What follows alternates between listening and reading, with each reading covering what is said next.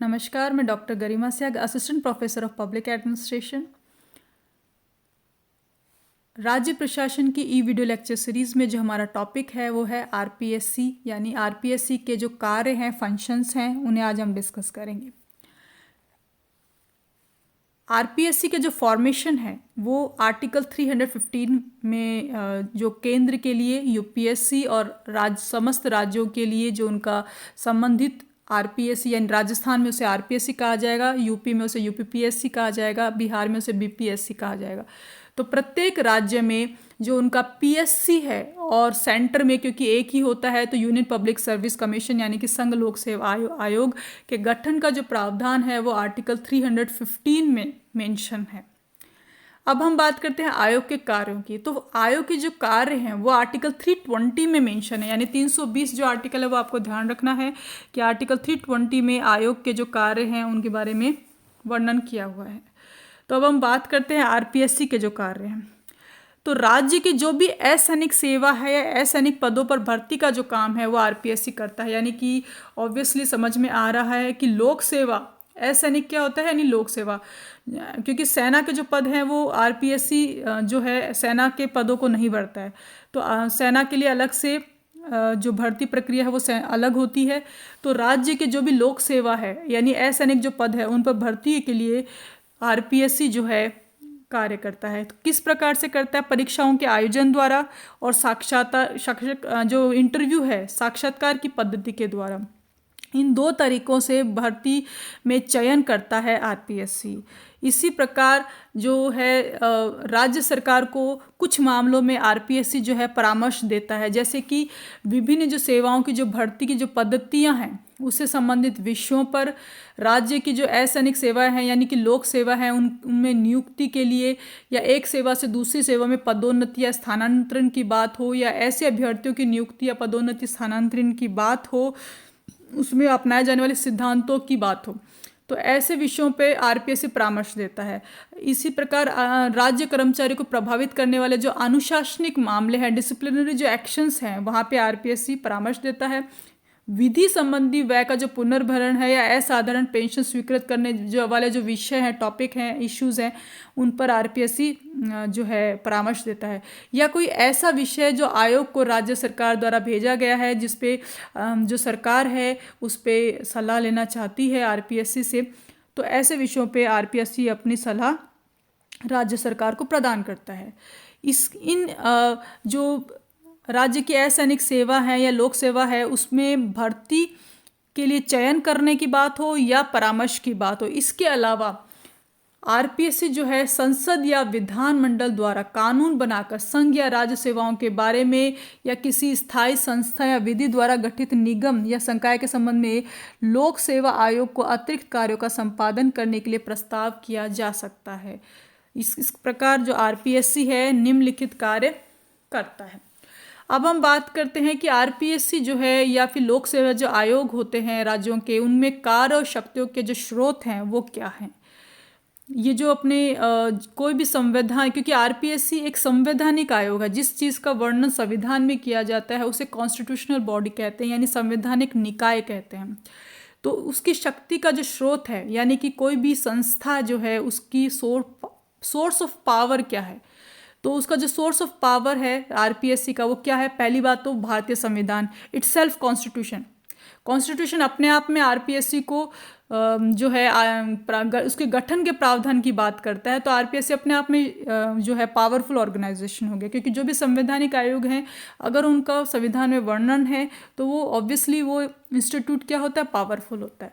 तो आरपीएससी के कार्य और शक्तियों का स्रोत, पहला संविधान हुआ, दूसरा संसद या राज्य विधानमंडल, तीसरा है विभिन्न विधानों के अधीन निर्मित नियम और उपनियम, चौथा है प्रचलित परंपराएं भी आयोग के कार्य और शक्तियों का एक स्रोत है, यानी कि कॉन्स्टिट्यूशन हुआ या राज्य संबंधित राज्य की जो स्टेट लेजिस्लेचर है, इसी के साथ जो विभिन्न जो लॉज बनाए गए उनके अधीन निर्मित जो नियम है, उपनियम है, और जो कन्वेंशन है, प्रचलित जो परंपराएं हैं वो भी स्रोत है। राजस्थान लोक सेवा आयोग के जो कार्यों की अगर हम बात करते हैं तो अब हम इसके डिटेल फंक्शंस की बात करते हैं। पहला है जो आरपीएससी क्या काम करता है, भर्ती संबंधी कार्य करता है। दूसरा पदोन्नति संबंधी कार्य करता है। तो अब हम बात करते हैं भर्ती संबंधी कार्य। और तीसरा है एक अनुशासनात्मक कार्य भी करता है। तो पहली चर्चा करते हैं भर्ती संबंधी कार्यों की। Functions pertaining to recruitment. तो जैसा कि बात की कि लोक सेवाओं में कार्मिकों की जो निष्पक्ष भर्ती है वो आरपीएससी करता है। योग्यतम जो प्रत्याशियों की जो भर्ती है या चयन है, लोक सेवा आयोग का सबसे महत्वपूर्ण काम है। लोक सेवा में समस्त पदों पर नियुक्ति के लिए ये जो आयोग है वो भर्ती करता है। राष्ट्रीय, प्रांतीय और स्थानीय समाचार पत्रों के माध्यम से क्या करता है, जो एडवर्टाइजमेंट देना होता है, निश्चित तिथि तक आवेदन आमंत्रित किए जाते हैं और आवेदनों की जो है जांच करता है। तो आयोग द्वारा भर्ती के लिए जो तरीके या जो प्रोसेस अपनाई जाती है उसमें है केवल साक्षात्कार द्वारा, यानी सिर्फ on the basis of the interview, सिर्फ साक्षात्कार द्वारा योग्य अभ्यर्थी का चयन करना। दूसरा है कि केवल लिखित परीक्षा के द्वारा, यानी थ्रू ओनली रिटन इंटरव्यू, तो लिखित परीक्षा के द्वारा चयन करना। और तीसरा है लिखित परीक्षा के पश्चात साक्षात्कार द्वारा चयन करना।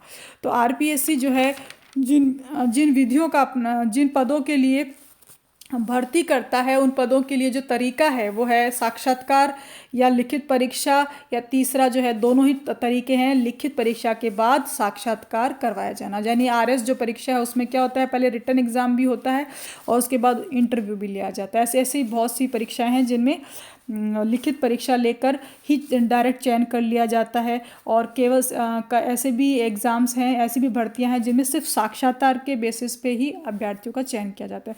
तो 3 तरीकों से जो है भर्ती संबंधी कार्य आरपीएससी करता है। इसी के बाद हम बात करते हैं क्योंकि आरएस के अंदर राजस्थान जो लोक सेवा आयोग है सबसे प्रतिष्ठित और जो है सबसे सर्वोच्च जो राज्य स्तर पे जो परीक्षा होती है वो आरएस की होती है। इसमें अधीनस्थ सेवाएं भी होती हैं जो लगभग 13 सेवाएं होती हैं। तो जिन पदों के लिए व्यावसायिक और तकनीकी योग्यताओं की आवश्यकता होती है उन पर आयोग जो है केवल साक्षात्कार द्वारा अभ्यर्थियों का चयन करता है। अधिकांश जो है लिखित परीक्षा के पश्चात साक्षात्कार द्वारा प्रत्याशियों का चयन किया जाता है। जिन सेवाओं में लिखित परीक्षा के बाद साक्षात्कार की आवश्यकता की जाती है उनमें आरएस और जैसे कॉलेज लेक्चरर है ये सब परीक्षाएँ आती हैं। इसके बाद हम बात करते हैं दूसरे कार्य की, यानी कि भर्ती संबंधी जो कार्य है उसके बाद जो दूसरा कार्य आता है वो है पदोन्नति संबंधी कार्य, यानी कि फंक्शंस पर्टेनिंग टू प्रमोशन, यानी कि जो प्रेरणा प्रदान, प्रमोशन का जो बेसिस है, प्रमोशन का जो मोटिवेशन है वो है प्रेरणा है। कुछ प्रेरणा या कुछ प्रलोभन या आकर्षण की आवश्यकता होती है कार्मिकों में कुशलता बनाए रखने के लिए भी। किसी भी संगठन में एक कर्मचारियों के लिए सबसे बड़ा जो आकर्षण होता है वो होता है कि निम्न पद से उच्च पद पर पहुंचने के लिए मिलने वाला जो अवसर है, और वह अवसर पदोन्नति कहलाता है। कोई भी कार्मिक व्यवस्था उस समय तक कार्यकुशलता से काम नहीं कर सकती जब तक कि कर्मचारियों को अधिकाधिक ऊंचा उठने के लिए इक्वल अपॉर्चुनिटीज़ ना मिले। तो कर्मचारी और संपूर्ण संगठन को कुशलता बनाए रखने के लिए एक निष्पक्ष और सामान्य जो पदोन्नति नीति है वो होना बहुत ज़रूरी है। और पदोन्नति की जो व्यवस्था है, पदोन्नति का मतलब ही यही होता है कि निम्न पद से उच्च पद पर उन्नत होना, निम्न पद से उच्च पद की तरफ प्रमोशन होना। तो पदोन्नति का जो तात्पर्य है वह कर्मचारी के जो वार्षिक जो वेतन है या वृद्धि से इसका कोई मतलब नहीं है। कर्तव्यों और दायित्वों में वृद्धि होना पदोन्नति प्रक्रिया का एक अनिवार्य लक्षण है। यानी जो इंक्रीमेंट होता है या जो हम बात करते हैं वार्षिक वेतन बढ़ रहा है वो पदोन्नति नहीं कहलाता। अगर ड्यूटीज़ में और रेस्पॉन्सिबिलिटीज़ में चेंज आया, उसमें इंक्रीमेंट आया, उसमें वृद्धि हुई ड्यूटी कर्तव्य में और उत्तरदायित्व में, उसे पदोन्नति कहा जाता है। तो पदोन्नति की जो आशा है व्यक्ति को अपने कार्य में रुचि बनाए रखने में भी एक महत्वपूर्ण कारक का काम करती है। तो पदोन्नति जो संबंधी कार्य होते हैं उसमें भी जो है आरपीएससी है जो महत्वपूर्ण भूमिका निभाता है। इसमें जो है सरकार को लोक सेवा आयोग जो है पदोन्नति के लिए परामर्श प्रदान करता है। राज्य के जितने भी सेवा नियम हैं उसमें पदोन्नति का प्रावधान किया हुआ है। तो पदोन्नति का जो कार्य है विभागीय पदोन्नति समितियों को सौंपा गया है। लोक सेवा आयोग का जो अध्यक्ष है और उनके जो बाकी मनोनीत सदस्य होते हैं वो विभागीय पदोन्नति समिति से संबंध रखते हैं। इससे कर्मचारियों के मन में पदोन्नति समितियों के प्रति निष्पक्षता का विश्वास जागता है। यानी जो आयोग का अध्यक्ष और सदस्य हैं वो विभागीय पदोन्नति समिति की अध्यक्षता करते हैं और जो भी पदोन्नति के लिए परामर्श प्रदान किया जाता है वो आरपीएससी लोक सेवा आयोग करता है। तीसरी हम बात करते हैं जो आरपीएससी का मेन फंक्शन है वो है अनुशासनिक कार्यवाही, फंक्शंस पर्टेनिंग टू डिसिप्लिन। देखो संगठन का जो कार्य है वो अनुशासित और कुशलतापूर्ण हो, इसलिए अनुशासन की बहुत ज़रूरत है। अनुशासन जो है वो भंग करने की स्थिति में अनुशासनात्मक कार्रवाई किए जाने का प्रावधान रहता है।